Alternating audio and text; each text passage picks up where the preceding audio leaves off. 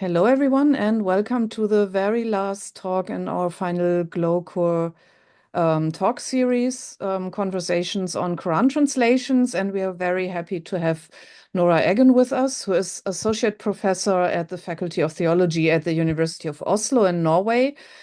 And she's been interested in Quranic studies and also in Islam in Scandinavia for a long time. Besides a more general interest, of course, in Arabic Islamic intellectual history and Islamic theology. And she is going to talk to us today about translations of this Quran in Scandinavia, inspirations and aspirations. Please, Nora. Thank you. And first of all, thanks for having me. And it's great to be part of this series. It wasn't meant like this, but it's an honor to be the one closing off the series. I'll take you to Scandinavia, a small region in North Europe with the three countries, Sweden, Denmark, and Norway. And I am situated in Oslo, Norway. With regards to the Qur'an, I have described this region as a double periphery because the region is still perceived as to the Muslim majority context, and the Qur'an is perceived as culturally peripheral to the region. And all in all, these three countries house around 22 million inhabitants, so they're not big anyhow. There are several official languages and spoken languages in this region. In Greenland and the Faroe Island, which are have the status of autonomous territories of Denmark, the main languages are respectively Inuit and the Nordic language Faroese, which is closely related to Icelandic. In Sweden and Norway, minority languages include a number of Uralic languages such as Sami and Finnish. The different Sami languages are official language in Norway and national minority language in Sweden. Finnish, on the other hand, is an official language in the neighboring country, Finland. So there are several translations of the Quran into Finnish and at least one into Icelandic. To my knowledge, there are none into Sami or Inuit languages. However, the translations of the Quran used in the Scandinavian countries include not least English, but also, of course, Urdu, Bosnian, Somali, Turkish, and a whole range of other minority languages, which may be regarded as heritage languages of individuals and families with immigrant backgrounds. So the headline of today's talk is not completely accurate, as indicated here. The translations of the Qur'an in Scandinavia is a topic exceeding my research on translations of the Qur'an into the three Scandinavian languages, Swedish, Danish, and Norwegian. They share a common distant and recent history, are mutable, accessible to the average inhabitant, although it must be admitted at times with a little bit of difficulty. But in addition to these linguistic commonalities, the three countries have entangled cultural and political histories. And because of these entanglements and commonalities, it makes sense to study the Quranic translations comparatively between and across these languages. According to my own experience, as well as that of colleagues, students are getting less comfortable with reading material or being lectured in the languages of the countries other than one's own. They might prefer English. And among the translators, there are conflicting tendencies. Some engage Scandinavian translation colleagues' works, while others avoid them altogether. First, I'll take a moment to review the research field. With slightly more than a handful of researchers across the countries taking an interest in the Qur'an, Quranic studies is becoming a distinctive field in the Scandinavian context, and translations of the Qur'an more specifically. For instance, Simon Sorgenfrey has examined translations of the Qur'an into English by Ahmadiyya translators, and Jonas Svensson has suggested digital humanities approach to the question of interrelations between English Quranic translations. But as we hear, they both work on English translations.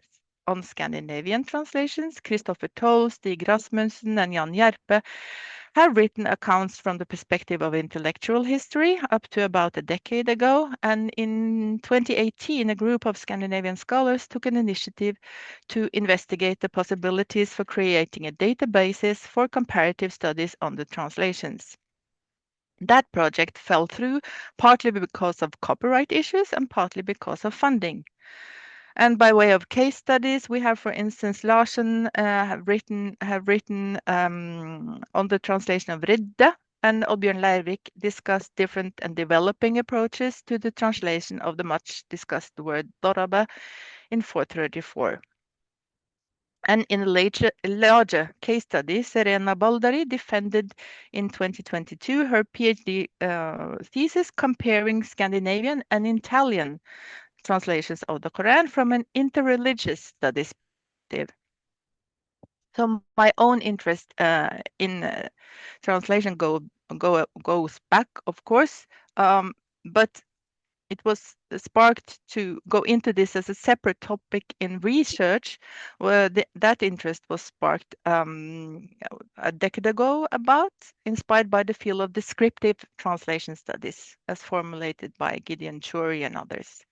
The principle behind descriptive translation studies was to move beyond the then dominating evaluative perspective on Quranic translation studies.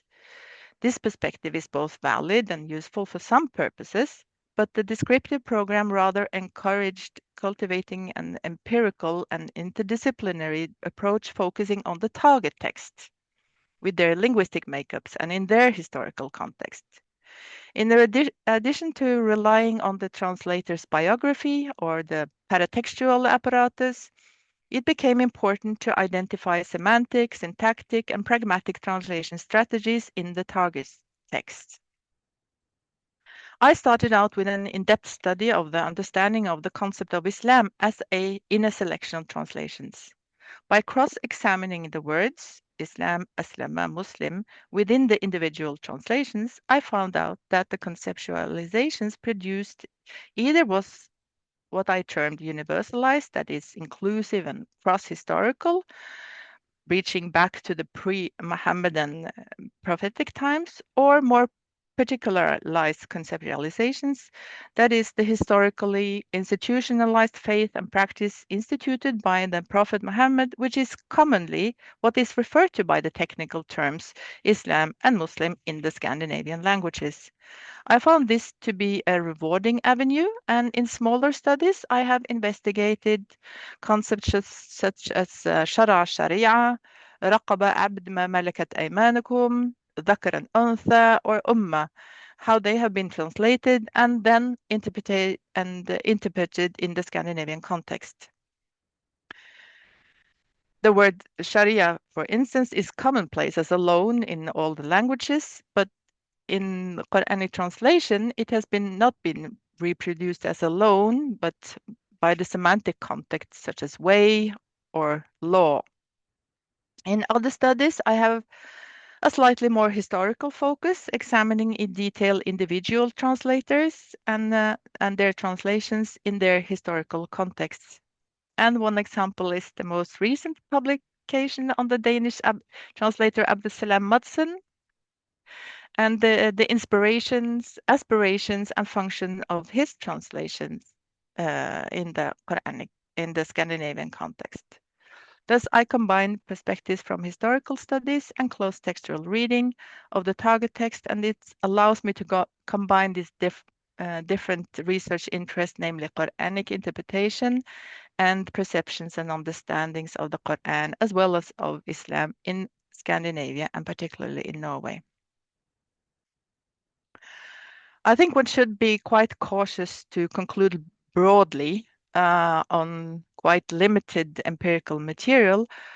However, studying these translation strategies and choices are significant to eventually achieve an overall understanding of the individual translation based on not only what is programmatically declared in the pretext, but also what is linguistically conveyed in the translated text.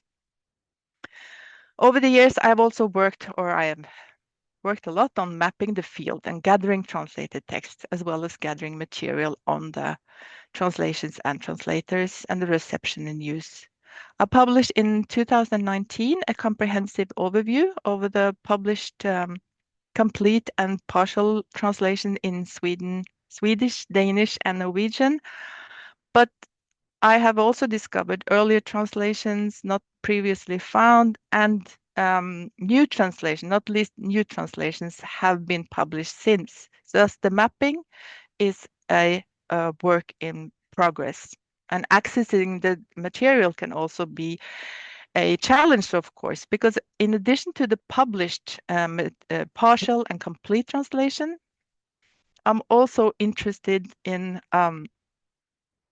the more elusive categories of translatory material, such as unpublished translations, ad hoc written or oral translations, for instance, in educational instruction, artistic reworkings of the text, or in-text translations in books or newspaper media. And this line of working is only in its beginning. Even going into translation in memes, SoMe, or other online contexts is equally interesting. In the following, I will refer and discuss some of the translations at hand, and leaving others aside for the brevity of time, not because they're not interesting or important. And of course, for the more dodgy or fringy material, non-published material, I have more examples from Norway, so that will be somewhat dominating. But we'll start by outlining a translation history of the published translations, and I'll start in Sweden. In 1843, the Swedish former the former officer and then current diplomat with posting in Morocco, Fredrik Stolpe, he published his complete translation of the Qur'an into the Swedish language. And this was the first complete published translation of the Qur'an into any of the 3 Scandinavian languages.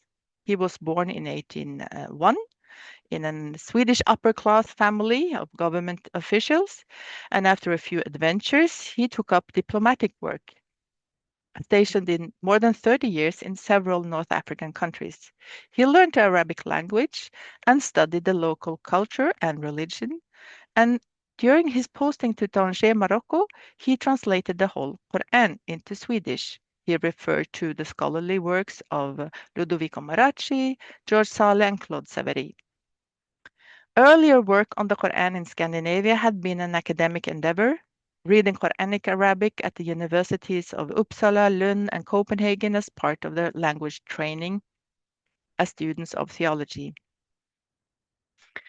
Student assignments and theses demonstrate how they would work on translating small parts into Latin, and only from the very early 19th century starting to translate into the local languages as well. Chrestomatis would present some shorter excerpts of tafsir as well, and not least did the students get acquainted with the work of mufassirs like al-Badawi and the Samakhshari indirectly through, for instance, the selection of tafsir used by Maracci, Saleh, and Sabari. But unique to Stolpe in the early Scandinavian context, however, is that he also took guidance and knowledge from local savants in the Arabic Muslim context he worked in throughout many years. In particular, he mentioned learning from a Muslim apprentice. Unfortunately, the reference to this figure is only general, and I have so far not been able to learn more about what and how this transmission of knowledge took place. Tanger was the diplomatic capital of Morocco in the 19th century and attracted both local and foreign dignitaries. In contrast to the academic translators, Stolpe not only had access to learned Muslims, but the reference suggested that recognition of the Qur'an to him was a living text and living scholarly and exegetically tradition. The translation did not receive a lot of attention, but he did receive some negative attention from his contemporaries who shared an equal interest in the Qur'an. Professor Lindgren accused him of not mastering the Arabic, and Professor Thornberg refused to support his translation, as he had taken up the task himself and published a complete translation a few years before his death in 1874.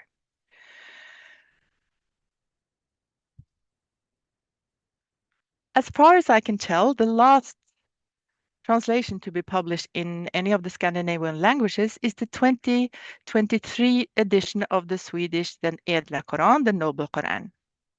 The translation has been in making since 2002, and several parts have been published provisionally and have been made available on the internet during this period. When launched in 2023, it was simultaneously published in hardback, pocket, electronic, and partly as an audiobook with a website and Facebook group. There is an individual and acknowledged translator, Kent Lars Halim Asante Wennerström. His name is, however, not featured on the front or title page, but in the preface. The translation is published by an organization, Skandinaviska Stiftelsen for Utbildning, a Scandinavian educational organization, which runs schools and leisure time activities for Muslim children and youth. And a few years ago, questions were asked regarding issues like gender segregation and funding of the activities. However, with some adjustments, the organization and its education activities are still running. So these two chronological extremes, 180 years apart, may serve as examples of the diverse field of translations. Stolpe was in 1843 eager to educate his fellow Christian Swedes about the Holy Book of the Muslims. The 2023 project, on the other hand, is in all likelihood mainly intended as an educational tool for young Swedish Muslims. This illustrates the changing socio-cultural and demographical context in these 180 years. Today, the Muslim minorities make up about 3 or 4% of the population. However, this readership is very limited. The two translations catered for different contexts and different audiences, and the publishers had different ambitions and agendas. Yet, there are also remarkable similarities in the way these two translations are constructed and presented. For instance, the main publication form is the bounded book, represented a linear written record. Mapping and counting this field is a bit tricky. It depends on the criteria used for mapping. In this figure, I have included literal translations published separately, not other types of reworking or in-text translations. As we see, there are about 20 published, 20 complete publications, and about the same number incomplete. Compared to other pre-modern Arabic language texts, the number stands out as exceptional. There are available translated or reworked sira, some translations of hadith, smaller collections of excerpts from hadith. There are also some partial translation of historical works, short treatises on fiqh, theology, and among the literary work, Elf Layla wa Layla wa Kalila wa Dimna has been translated directly and indirectly. However, the catalogue of translated pre-modern Arabic literature is quite limited in the Scandinavian languages, and each work is translated once or maybe twice within and across the three languages. So the number of Qur'an translations is high. Why this focus on the Qur'an? The recurrent retranslation of a text is a hallmark of its canonicity and importance, Lawrence Venuti holds. The text engages new audiences with little or no knowledge of the source text language, and not only is the meaning content of the text renegotiated in the new translations, but the role, function, and meaning of the text as a text is asserted or contested.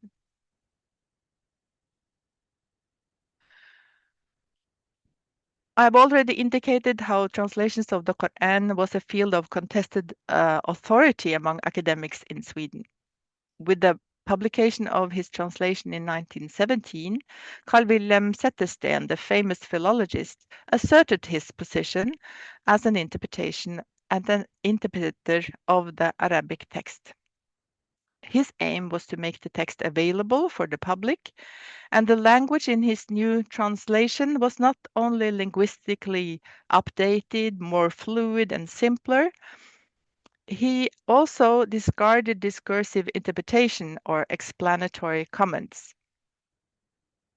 He aspired to make what he conceptualized as, quote, the holy text of the Mohammedans available to people with no knowledge of the Arabic language. The text is seen as an entrance to understanding the historical prophet and Islam as an institutionalized religion, but also to understand Muslims as such.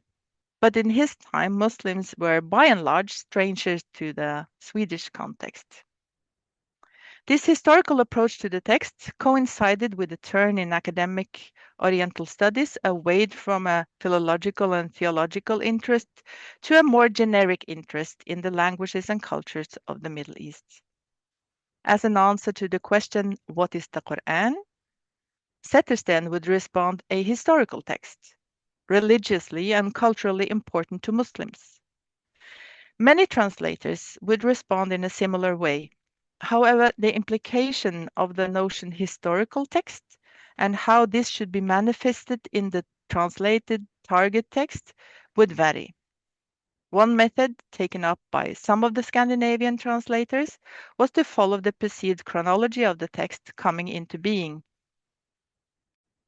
This was a methodology suggested in the 1960s by John Meadow Rodwell, following the approaches of Weil, Muir, and Noldeke, and it connected the Qur'an closely to the developments in the life of the Prophet. Presenting the text following chronology of the revelation understood revelation in the history of religion sense of the word, not in the sense of acknowledging the divine origin of the text. We often classify translations along faith or identity markers, such as Muslim or non-Muslim, and I've come to think that this way of classifying entails assumptions that should rather be questioned than asserted in order to theorize about the intended or factual functions of the translated target text. Another issue is what we do about cooperative projects and how they may complicate such classifications. A point proven by a 2014 Danish translation project involving Muslims and non-Muslims, academics, scholars, and non-academics. Jesper Petersen has suggested to conceptualize the knowledge production on Islam along the lines of Islamic Islam and non-Islamic Islam, allowing for ways to analyze the way Islam and Quranic interpretation is defined normatively in the public sphere. However, the question remains how this should be articulated in practical terms in order to avoid the identity notions. I do, however, find it interesting if and how the translator or translator collective reflects upon the epistemic status of the text and the interpretational commitments explicitly posited or implied. As Frans Boel had done before him in a Danish edition, when Professor Harris Birkeland published a selection of translated verses in 1952, he followed the chronological principle. This is an abbreviated and edited publication based on his predecessor William Schenke's full translation, which only existed in manuscript form, and that manuscript is unfortunately extinct. Birkeland's own reworking of the commentaries to the text, in them he referred extensively to classical tafsir, notably al-Baydawi and Tafsir al-Jalalain, and he argued that some scholars might think referring to these sources prioritizes traditional interpretation over the semantic context of the source text, but he remarked that at least these authors knew the language, referring to the strong philological trend in tafsir. As for the order of the text, Birkeland notes that this choice to follow Nöldeke-Swally's chronology, however certain it may be, allows the reader to be able to follow the development in Muhammad's preaching. Reflecting on the truth value of the text are ample in Abdesalam Modson's Danish translation from 1967. For the first time, the Qur'an was translated by a person explicitly committed to the truth claims of the text. Additionally, he was committed to a particular reading of these truth claims, as well as to modernist and rationalist ideas, and to the missionary program of the Ahmadiyya movement. Interestingly, Madsen does not discuss his Scandinavian predecessors in translating the Qur'an, although he referred to some of the same lexicographical sources in addition to the influential so-called Rabwa edition, the Holy Qur'an with English translation and commentary, published between 1947 and 63 by Sher Ali and Safrullah and others. The publication record for this translation demonstrates a double dissemination trajectory within the Ahmadiyya movement, as well as in the general Danish publishing house and in the open market. This secured the popularity of the translation in spite of certain tensions concerning the Ahmadi affiliation, but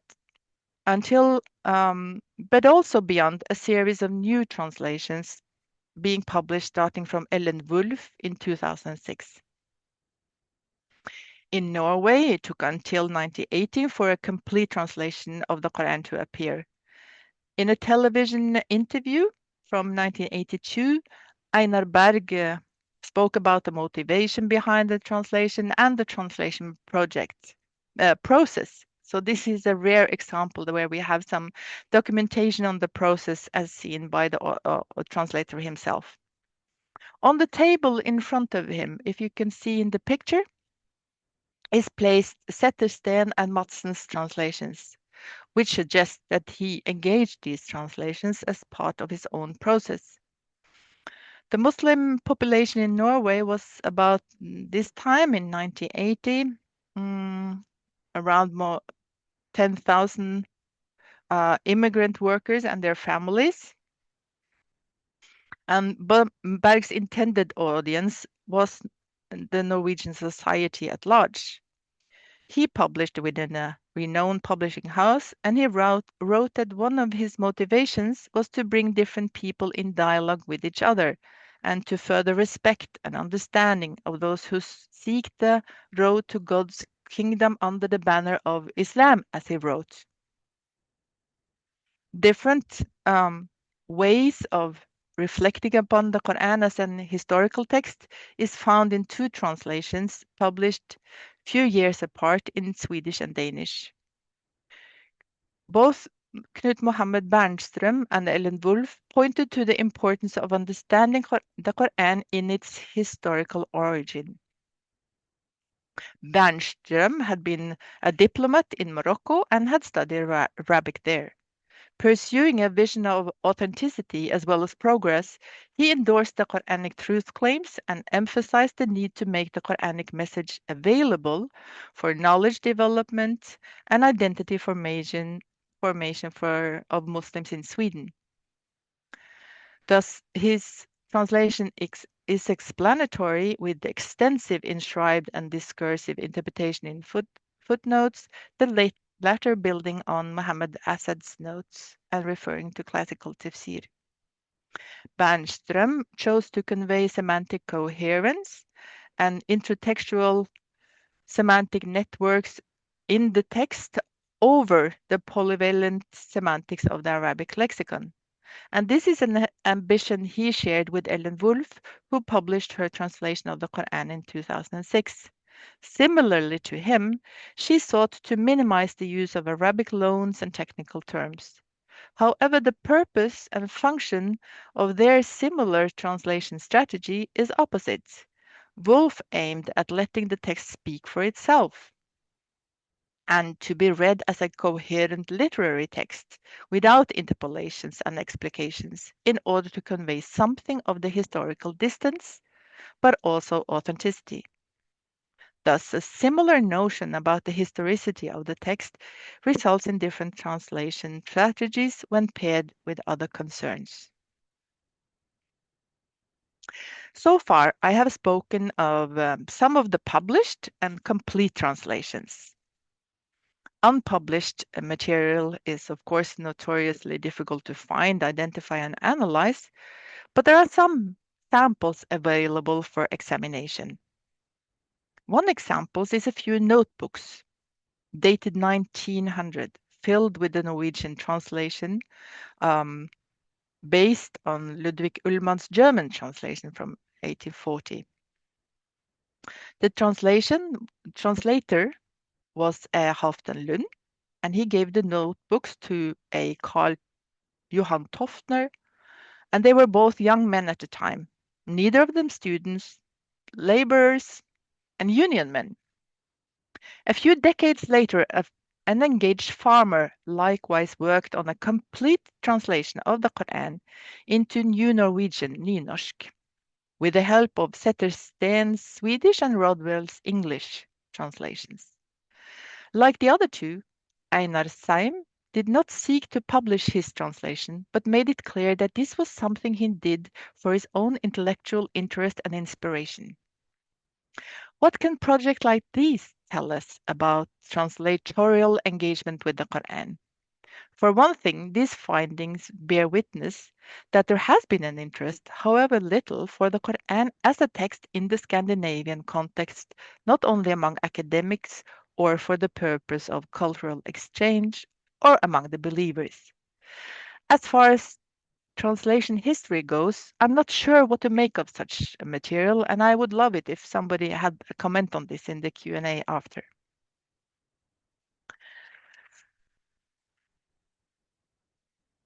Most translators treat the text as a linear written record. For instance, none of them address the sensory aspects of the recited text or the dynamics of inherent textual variations in the form of qira'at, more than accommodate multiple, possibly paradoxical meaning and mystery.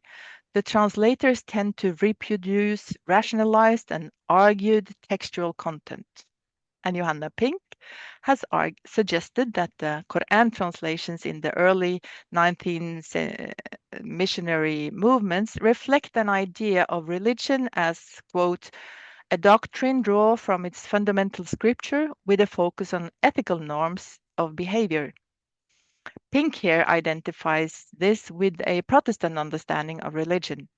And this may also be understood in relation to Tarald Rasmussen's argument that Protestant formatting of religion most often takes place as a process of reduction and concentration, so that institutional and ritual aspects become less important.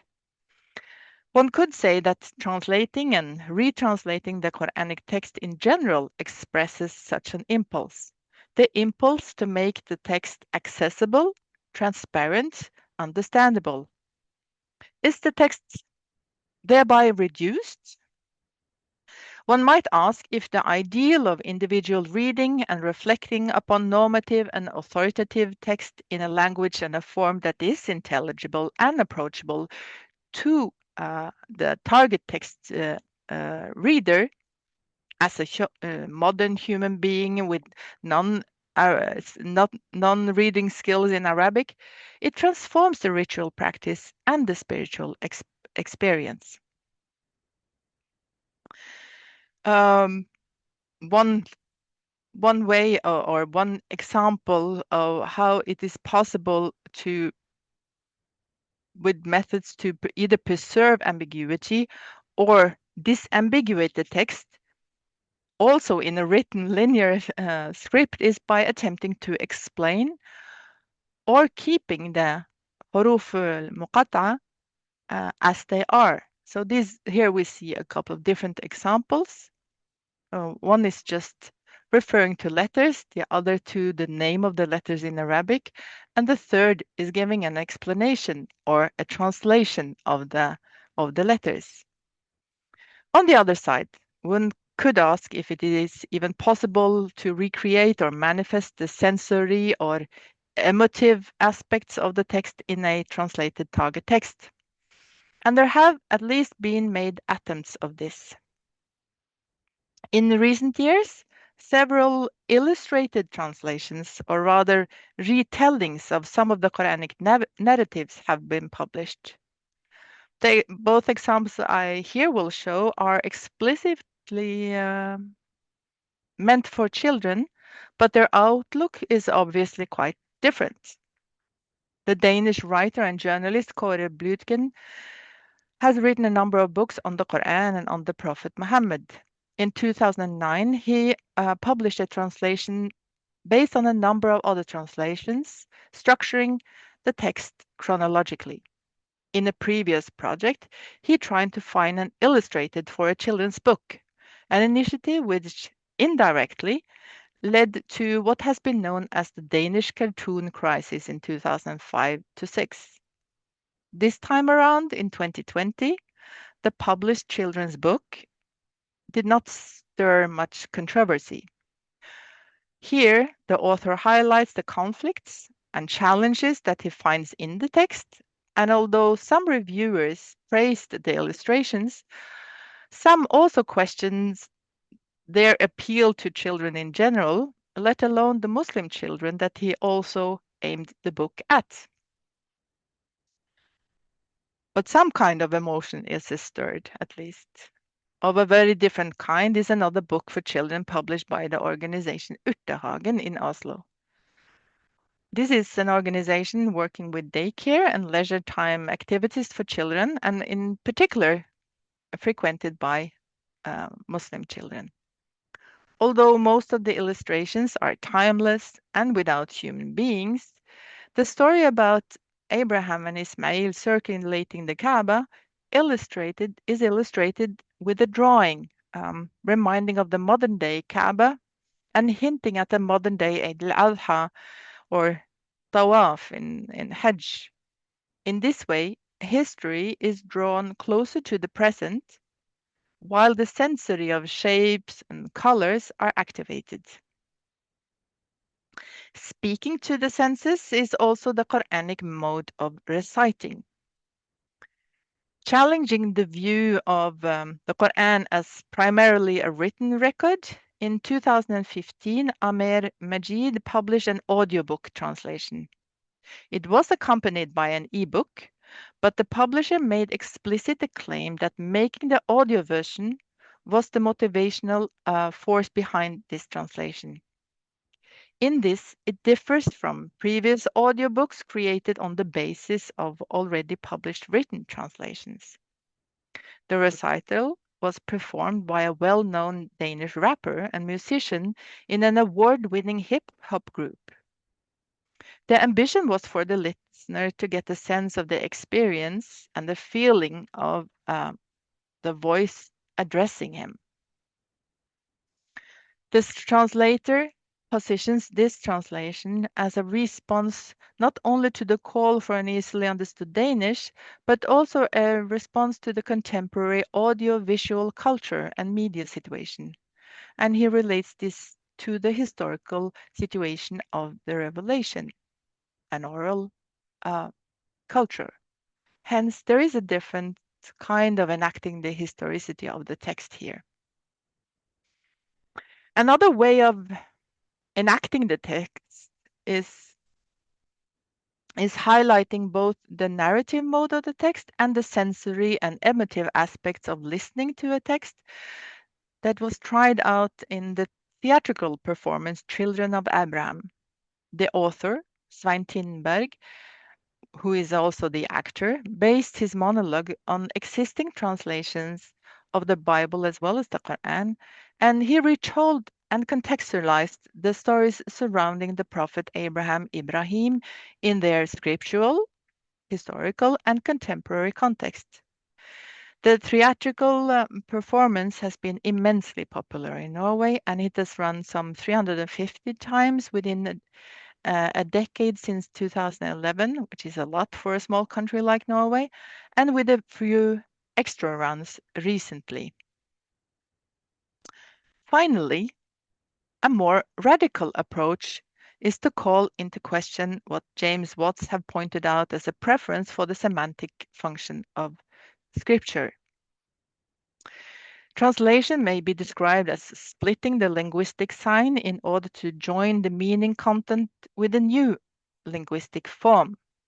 And in a few projects, some artists have experimented with ways to release the translation of the burden of fixing and recreating semantic meaning, and rather recreate or reenact a sound image, at the same time transcending the Qur'an as a historical text with a particular message. While the sensory and emotive aspects of the Arabic Qur'an is difficult or outright impossible to reenact in semantic translations, the sensory experience of replicated sound is likewise deficient of the vital cognitive component in language. Regardless of whether this form of rendering does justice to the text, it introduces some way of thinking about what translation can and cannot do, what translation is or isn't, and how one can proceed in studying different aspects of translations. And I will finish by letting you listen to a sample of this artistic project.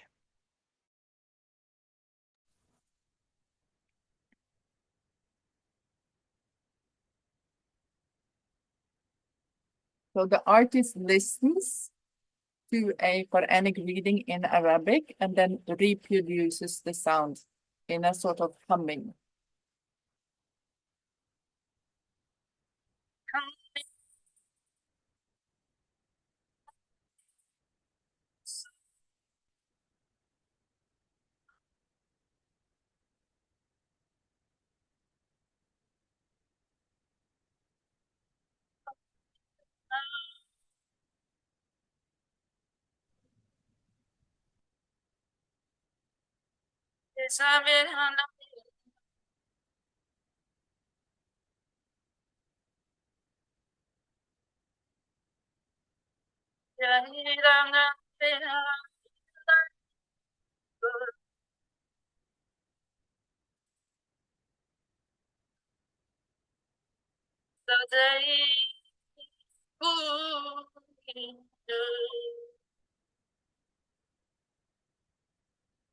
So, my final question is actually if this is translation and in what sense we can understand it as translation.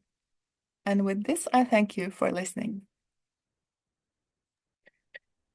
Thank you so much, Nora, for this great talk.